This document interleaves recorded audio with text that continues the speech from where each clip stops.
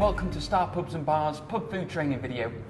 This video is all going to be about doing a great curry in a pub, and today I'm joined by guest chef Mark Farmer.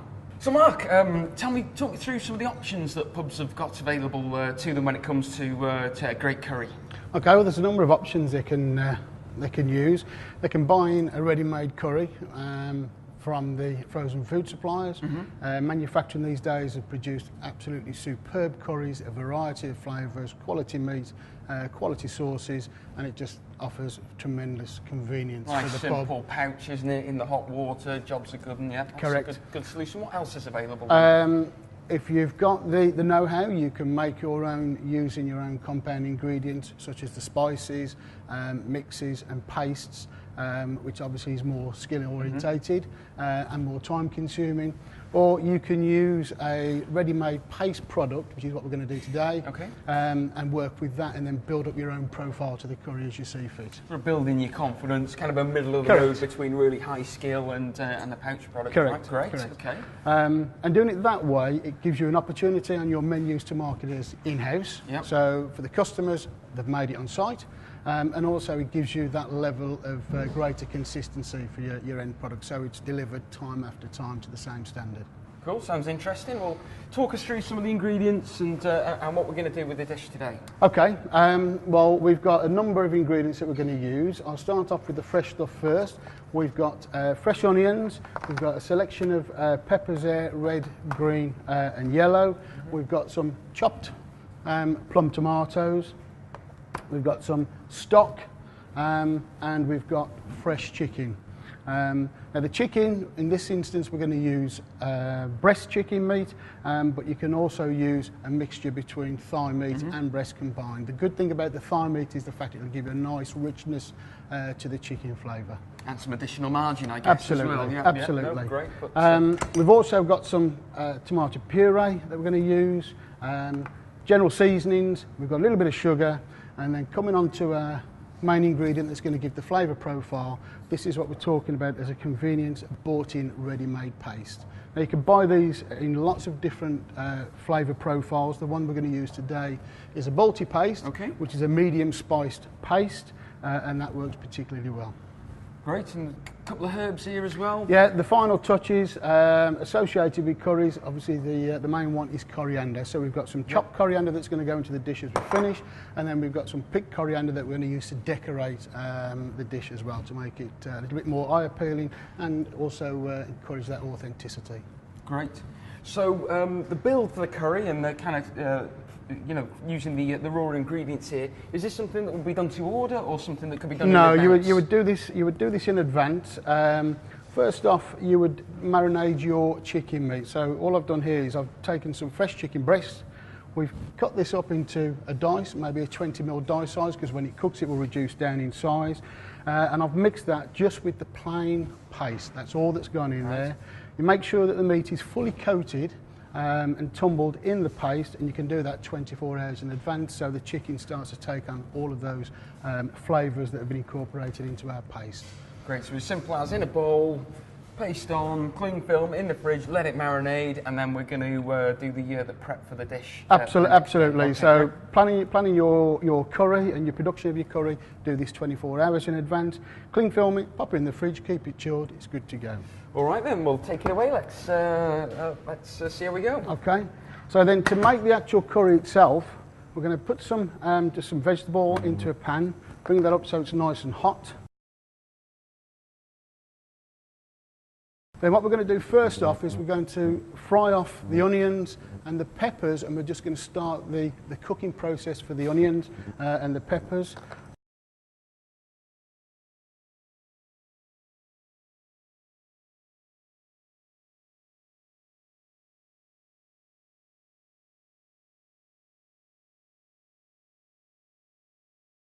So literally put your mix into the pan, give it a good coat round, start it off on a high heat and then just gently turn it down a little bit. Just allow them to cook. You don't really want these to colour up, you just want them to just sweat through. Okay. I've got a bowl on the side there, so once these have started to sweat through and started the cook process, I'm going to take the peppers and the onions out of the saucepan. The oil that's left in there, I'm then going to use to fry off the meat. Okay. There we go. So I've still got the residual oil back in the pan, and there's my vegetables. This is my tumbled meat. Once it's been sat in the fridge, obviously there's going to be some moisture content coming out the chicken. So what you need to do is just make sure you re-emulsify that back into the paste, mix it around like so. And what we want is we want the chicken to start to sear when we put it into the hot fat.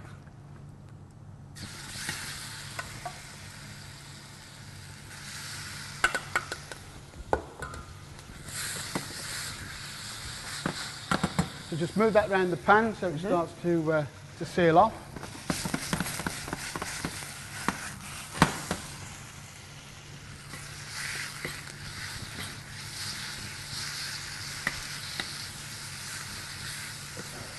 And you'll start to get the aromas really coming through now. So, you know, if you're doing this over lunchtime, your lunchtime diners are going to get to smell that lovely smell coming out of the kitchen. They're going to be thinking, that smells like curry, that smells good, maybe that's my next visit, and that's a dish I'm going to be having.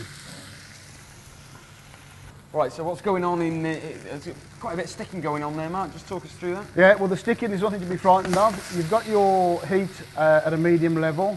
So you will get the spices, the ground spices, coming away from the oil in the paste. They'll sit on the bottom of the pan and they'll start to cook out.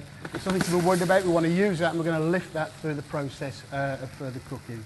So now that I've got my meat sealed off there, I'm going to take some tomato puree and I'm going to just add in a good spoonful of tomato puree.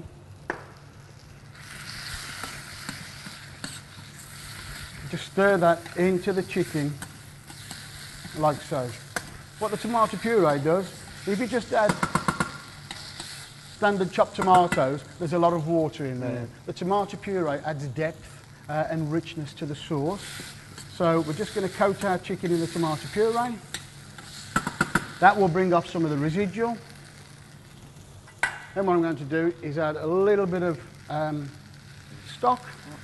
Is that veg stock, chicken stock, beef stock? Depends what you're making. We've actually got a chicken stock there, but if it's a vegetable curry, that works obviously with a vegetable stock. If it's a lamb curry, you can do lamb stock, etc., etc. Now you can see I've started to lift everything off the pan now. So now I'm going to add in my chopped tomatoes.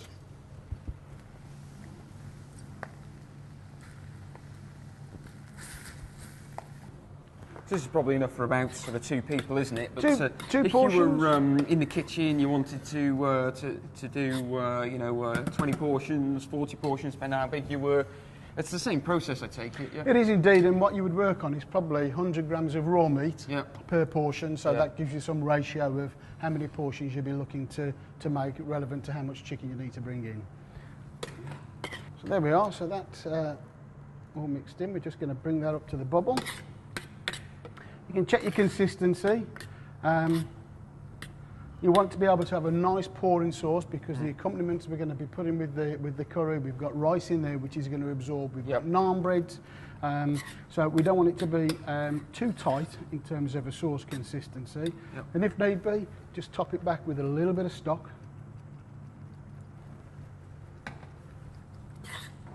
And there you go. So we're at that stage. What we could do then is just start tasting the sauce up. So I want to check the seasoning levels. I want to check the richness to my sauce. I want to check the flavour profile. Total. So that needs a little bit of salt and pepper.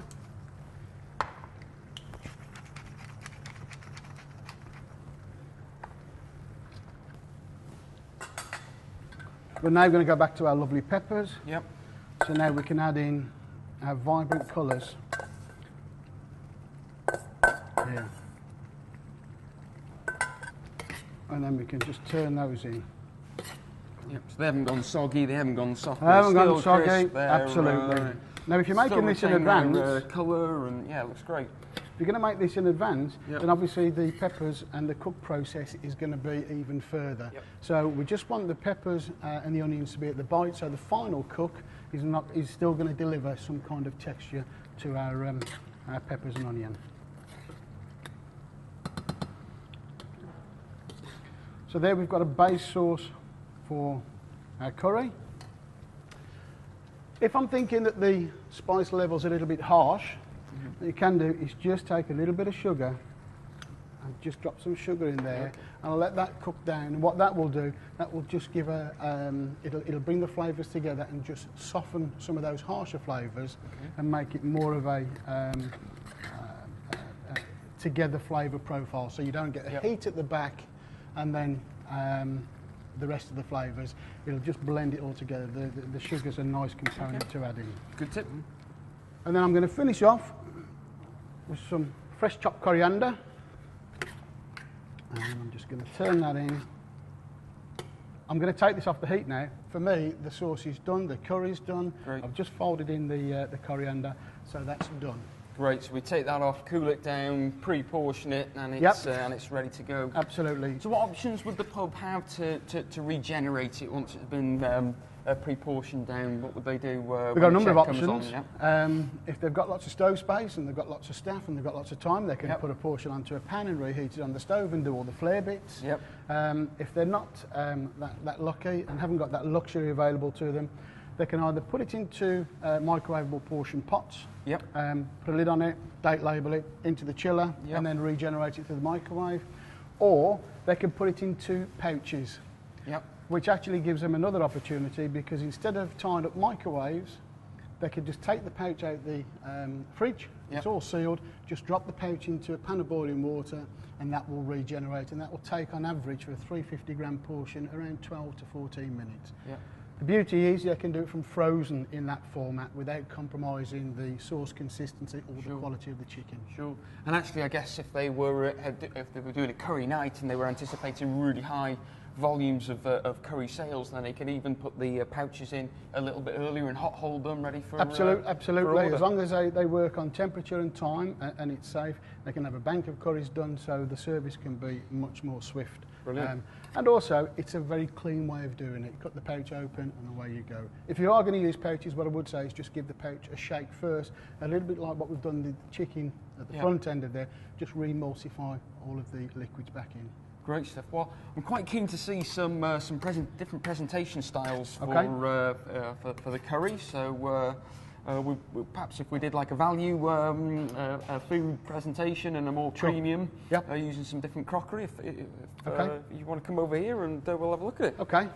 I'll just bring into play there the rice. So we've got some rice. I think one of the important things with rice is it's very easy to cook. But equally, it's one of those ingredients that means that we've really got to look after it from a food safety element. If this is the driver of your quality and the whole purpose people are coming into the pub is to have the curry, are they going to be talking about the quality of rice necessarily? So manufacturing wise, as a frozen product, that is a very, very good product to use. It's quick, it's easy, out of the freezer, so it's portion control. It's in the microwave from frozen, 1800 watt microwave, you're looking at 1 minute 20 seconds.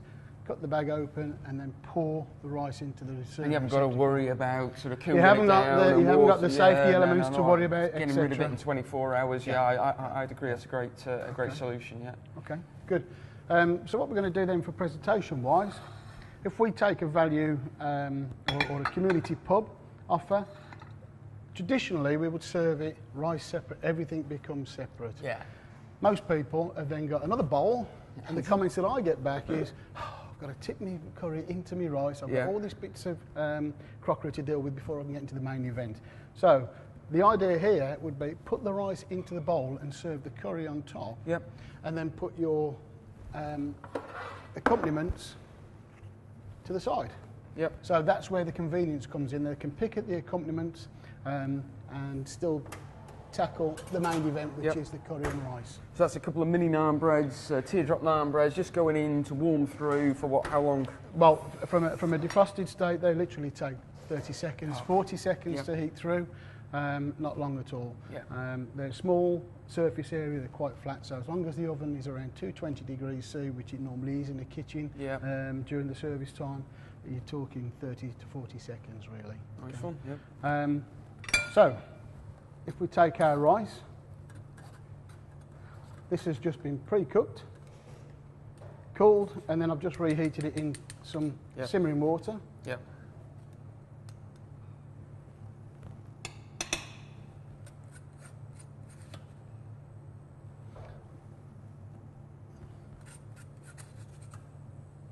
Again, the beauty of using a poached rice is the fact that it's one process.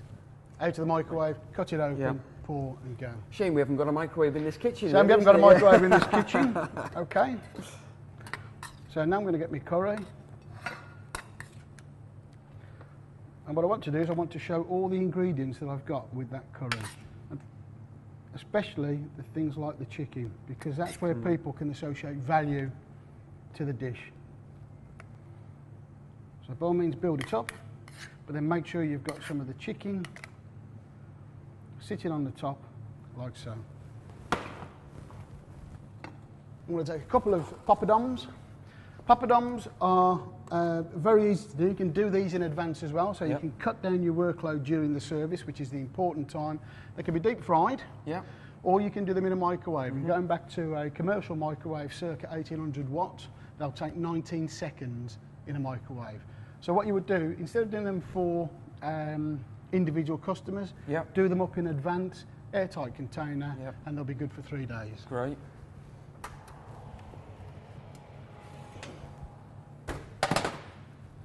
Out come my naan breads, like so. And then I'm just going to take some fresh coriander leaves. There you go. And That's it's a good pub curry. And then you can offer mango chutneys to the side, served by the serving staff. I guess there's some great GP on that as well. Fantastic GP. Brilliant. Well, can we have a look at perhaps a different style of presentation, more premium? I noticed we've got a couple of interesting dishes over here. If we're going to move this around a little bit,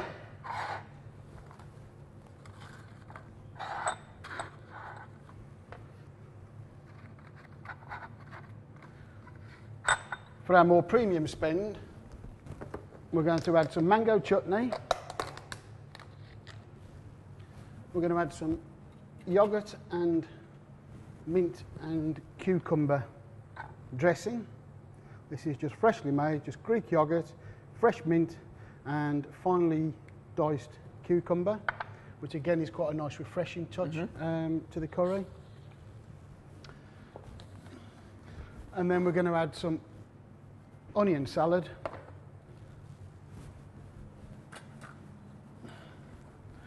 which is basically sliced onion. I've just used some red and white onion in there, nice and finely sliced. Some tomatoes, again some chopped cucumber, again colour, texture, visually good, and some chopped mint. This can be done up in advance. Mix it around, like so. Add a little bit more in there so it looks really colourful.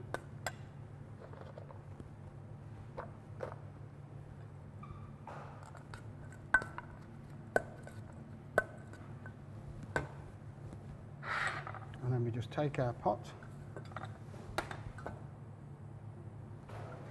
and just quite rustically fill the pot with your onion salad, like so. And then just as a point of difference, if you've got some fresh mint in there because you've been making your yoghurt, just put some mint in between the two to draw the eye. So that's my serving plate, which you can break into. You've got room to move all the ingredients around there. And then going back to our curry,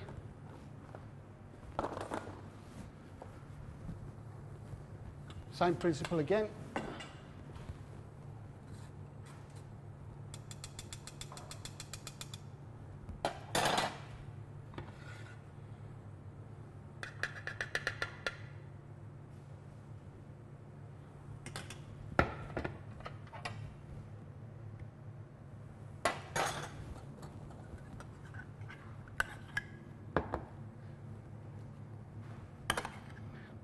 making sure the chicken's prominent, making sure your peppers and onions are seen in there as well as enjoyed as a texture, and then just spoon the sauce over the top. Okay. Bring your plate up and then just like so. Lovely. Thanks for that, Mark. Those were great examples of two very different presentations and a really great curry. Thank you for watching, and look forward to seeing you again in the next video.